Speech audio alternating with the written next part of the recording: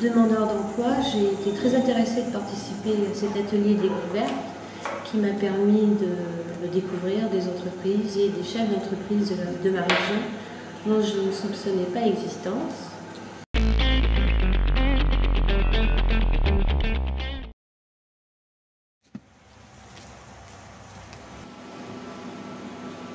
Voilà, donc Provea est une entreprise de mécanique générale qui a la particularité d'être complètement intégrée en conception, usinage, tôlerie, soudure, c'est-à-dire qu'elle est capable de faire tous les métiers de la métallurgie et donc d'offrir une prestation complète à ses clients. Donc c'est vraiment l'intérêt de cette petite entreprise qui compte 30 personnes et qui fait 3 millions d'euros de chiffre d'affaires. Notre activité dans l'entreprise, nous avons plusieurs secteurs. Nous avons déjà un bureau d'études, ce qui nous fait énormément c'est la valeur ajoutée. Après, nous avons dans l'administration, nous avons quand même le service achat. Et après, nous avons deux secteurs importants, la mécanique et la tôlerie.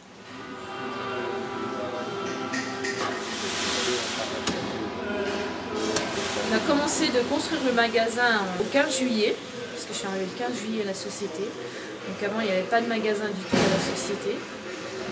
Donc il est vrai que je suis arrivée ici, je connaissais le magasinage, mais les pièces métallurgiques, je ne connaissais pas. Donc j'apprends au fur et à mesure, tous les jours j'apprends. Mes collègues m'aident beaucoup pour tout ce qui est les appellations des pièces. Donc ici c'est clair qu'on va de la réception au magasinage, à la satisfaction de commandes, aux expéditions. Je vais un petit peu dans l'atelier pour récupérer quelques pièces ou donner quelques pièces qui sont arrivées aussi. Donc c'est vrai que c'est un boulot qui est assez varié, c'est bien. Je bouge pas mal.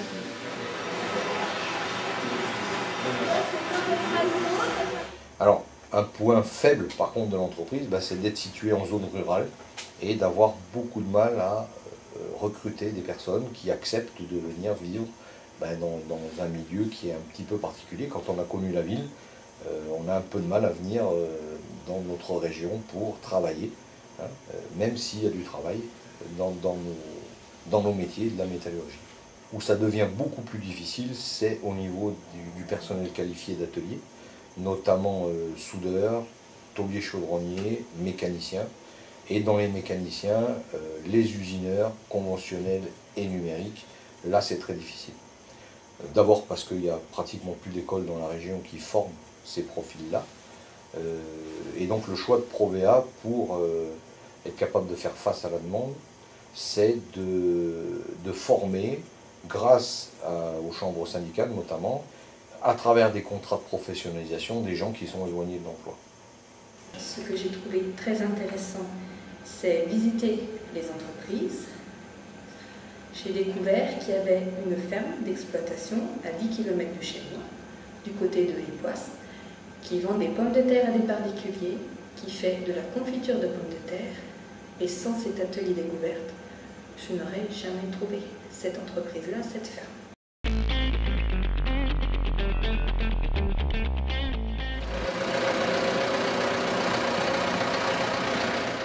Vous êtes ici dans une exploitation céréalière, une ferme qui a évolué à partir de prairies et qui s'est transformée complètement en céréales grâce au drainage. Donc aujourd'hui l'exploitation fait 200 hectares. C'est une exploitation diversifiée avec 3 cultures, 3 productions, des chambres d'hôtes, des pommes de terre et la pisciculture.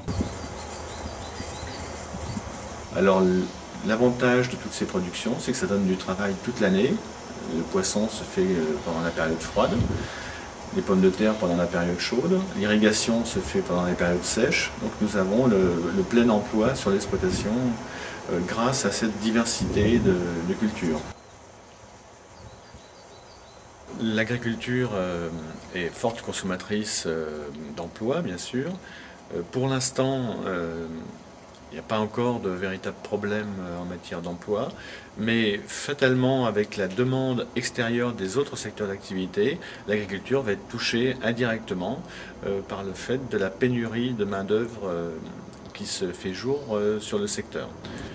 D'autre part, une génération d'exploitants va s'en aller. Il va falloir remplacer par un salarié le père lorsqu'il prendra sa retraite ou qu'il ne pourra plus travailler.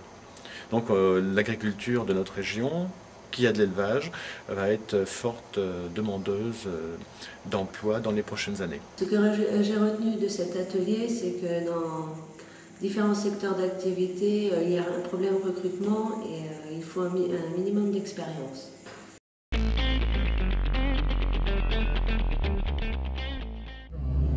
Très agréable. Sur le canton de Vénérel-les-Laumes, notre association est d'un but non lucratif, gérée par des bénévoles, constituée d'un conseil d'administration et d'un bureau. Nous apportons de l'aide, des services à toutes les personnes, que ce soit dans la localité de Vénérel-les-Laumes ou dans tout le canton, en toutes les zones rurales. Des services à la personne consistent en du ménage, des courses, préparation des repas, aide aux familles. C'est plus les mêmes que dans le temps. Oh non, c'est plus les mêmes que dans le temps. Non, non, non, non. C'est trop beau, hein. Je suis aide à domicile. Mon métier consiste à aller chez les personnes, les aider dans leurs tâches ménagères, même leur faire un petit peu de promenade si elles veulent, faire leurs courses. Et puis ce qu'elles désirent, quoi. Aller chercher les médicaments, enfin, même un petit peu de coiffure de temps en temps. Chez Mademoiselle Perard, on est deux. Il y en a une qui lui fait sa toilette et puis moi je viens 3 fois par semaine. On a toujours disons, pas mal de demandes, de recherche d'emploi, en attendant éventuellement pouvoir donner satisfaction. Il y en a une, elle a fait la toilette, 10 pieds à la tête, et puis mon fond. Et puis après, vous emmenez en course? Puis après, mon fond, il y a madame Marie Thérèse qui vient pour faire du ménage. Et vous êtes contente? On va bien, je pense bien, oui. Oui. Dites-moi, quel âge vous avez? 99 que je vais avoir au mois d'octobre, le 22 octobre. Je suis intervenue pour cet atelier dans le cadre de l'insertion professionnelle. Malgré la durée très courte de celui-ci, nous avons essayé de faire émerger un début de projet professionnel par le biais d'une meilleure connaissance de soi. Vous êtes à l'agence Solidarité Famille de Montbard qui chapeaute des accueils. Donc vous avez un accueil qui se situe à Saulieu, un autre accueil qui se situe sur Semur-en-Auxois, un autre accueil à Vénérel-les-Laumes, un accueil à Montbard même et aussi un accueil à Châtillon-sur-Seine. Au sein de ces accueils, vous avez tous les services qui permettent de répondre de près ou de loin aux usagers, toutes catégories sociales confondues, tout âge et tout besoin. C'est-à-dire que je balaie dans mon esprit les personnes âgées, les personnes handicapées physiques, mentales, etc. Et vous êtes renvoyés selon vos besoins vers d'autres structures qui existent. Hein. Voilà, ici sur le territoire. Impec. Merci beaucoup Aurélie. Salut bien. Donc TISF, c'est technicienne en intervention sociale et familiale au sein du Conseil général de Côte d'Or pour un service qu'on appelle l'aide sociale à l'enfance. Donc le métier de TISF, c'est d'accompagner les personnes, savoir en ce qui me concerne les parents et les enfants au quotidien au travers des tâches concrètes de la vie de tous les jours. J'ai effectué un stage au Conseil général et pour vous parler un peu de la formation, donc on a une formation théorique et une formation pratique. Pour 1155 heures de formation en stage, on a 2 ans avec donc les 950 heures au centre. J'ai fait cet atelier découverte pour vivre une expérience que je ne rêve pas, parce que tout simplement, ça m'a apporté beaucoup. Donc ça m'a permis de découvrir dans mon secteur plusieurs entreprises que je ne connaissais pas. J'ai bien aimé visiter les entreprises, aller voir les gens, leur poser des questions. Donc ça, c'est pour le travail avec Ludivine. Donc le fait de me lever tous les matins, de me dire « je vais faire cet atelier découverte », ça a du bon au cœur, en étant demandeur d'emploi. Et du côté d'Aurélie, donc qui est l'insertion professionnelle, ce que j'ai découvert par rapport à elle, c'est qu'elle a su vous redonner confiance en soi. Donc avec Aurélie, j'ai repris confiance en moi, de dire je ne suis pas tout seul à demander du travail, il y a d'autres personnes, jeunes ou moins jeunes, qui cherchent du travail comme moi. Donc, au niveau mental, ça vous aide énormément.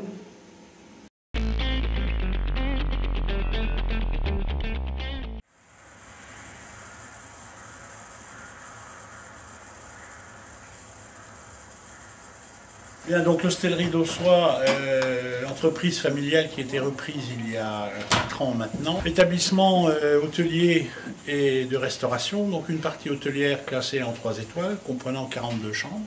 Aujourd'hui, l'équipe est constituée dans notre maison pour la partie hôtel de 3 personnes en réception, une responsable du service et 2 hôtesses. Nous avons la nuit 2 personnes pour garder l'établissement, puisque nous sommes ouverts 24 heures sur 24. Et en ce qui concerne la partie hôtel proprement dite, au niveau des femmes de chambre, nous avons une responsable et 2 femmes de chambre avec elle également pour couvrir toute l'amplitude de la semaine. Voilà pour la partie, je dirais, purement hôtelière. Pour la partie restauration, une équipe un peu plus complète, puisqu'en salle à manger, nous avons un maître d'hôtel, 2 chefs de rang, 2 serveurs, dont une personne dédiée au petit déjeuner. En cuisine, un chef accompagné d'un second ou de 2 cuisiniers, 2 personnes en formation en alternance, et puis nous avons également 2 plongeuses. Le restant de la structure étant complété par une personne agent de maintenance en temps partiel, une personne temps partiel en comptabilité, et à la direction, eh bien, mes 2 fils qui dirigent cet établissement.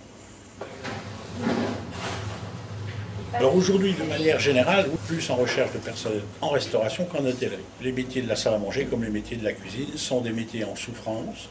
On offre actuellement, au plan national, nous avons 60 000 postes à pourvoir, ce qui est faramineux. Et ce chiffre ne bouge pas. On est toujours à 60 000 postes offerts. On n'arrive pas à pourvoir. On a des soucis au même titre que les autres entreprises. Dans notre secteur touristique, des soucis parce qu'on est en manque de personnel qualifié. Et donc, on cherche à mettre en place des formations qualifiantes, ce qui commence à se faire. Et puis, on a tous, autant que nous sommes, des besoins comme partout sur l'ensemble du territoire. Pourquoi est-ce qu'on a ce besoin? Parce qu'il y a du turnover, on a des gens qui ne restent pas, dans des jeunes qui veulent partir. Il est vrai qu'avec les formations dans nos métiers, tant en cuisine qu'en salle à manger aujourd'hui, avec un CAP, voire un BEP, sans qu'il soit nécessaire d'avoir des bacs plus 4 ou plus 6, on peut faire une carrière internationale. Donc beaucoup de jeunes sont tentés aussi par ces aventures à l'étranger, ce qui sont bénéfiques pour eux, mais quelque part nous pénalisent parce qu'on n'a pas l'effet inverse. On n'a pas de jeunes étrangers qui viennent remplacer nos jeunes qui partent ailleurs. Et de ce fait, on a un déficit flagrant de postes à pourvoir.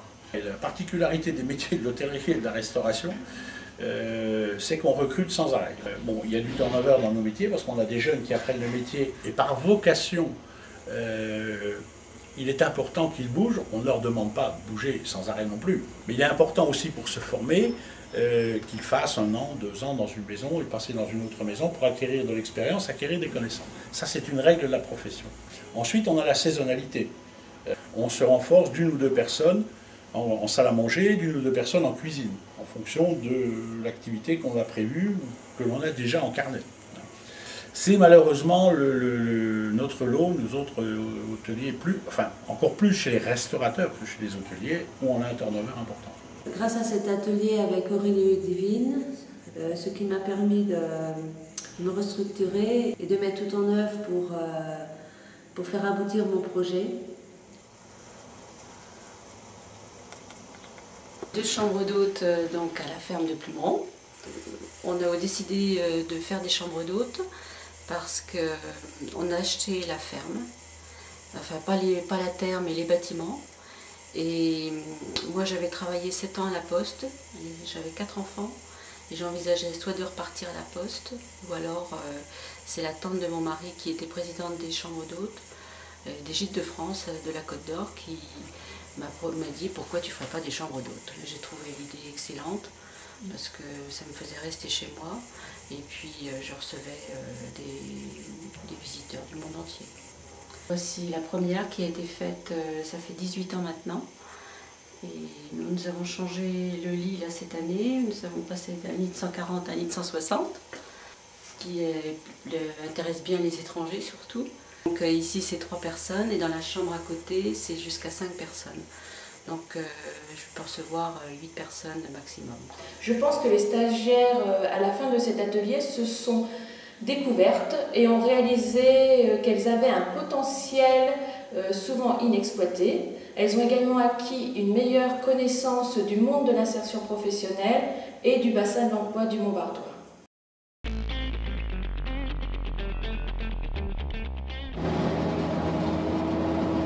Donc on est le groupe fruitier Bourgogne. Donc on appartient au groupe Fruitier Group, qui est une entreprise belge, qui est basée à la fois en Belgique et en Allemagne. Donc on est venu s'implanter dans la région Bourgogne pour la ressource forestière. Là, sur le site de la Roche-en-Brénil, il va y avoir plusieurs entités, donc à savoir un parc agrumes, une scierie et la deuxième transformation. Donc pour l'implantation du site, on recherche du personnel, donc à savoir des opérateurs pour le fonctionnement des machines, donc sur le parc agrumes, sur la scierie et après vers la suite sur la deuxième transformation. Après on a besoin aussi de nombreuses personnes plutôt techniques en mécanique et électricité pour tout ce qui est maintenance.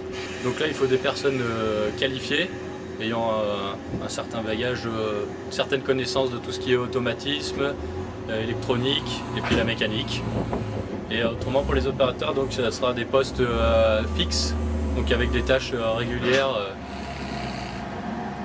Pour le recrutement, on cherche, on n'arrive pas à trouver des personnes qui correspondent à ce qu'on recherche, c'est-à-dire le bagage technique. On a des personnes pour tout ce qui est en tant qu'opérateur, mais le manque c'est vraiment mécanicien surtout, et puis après électricien. Donc en gros, cet atelier, pour moi, est une expérience qui a que du bon, que du positif, et pas du tout de négatif.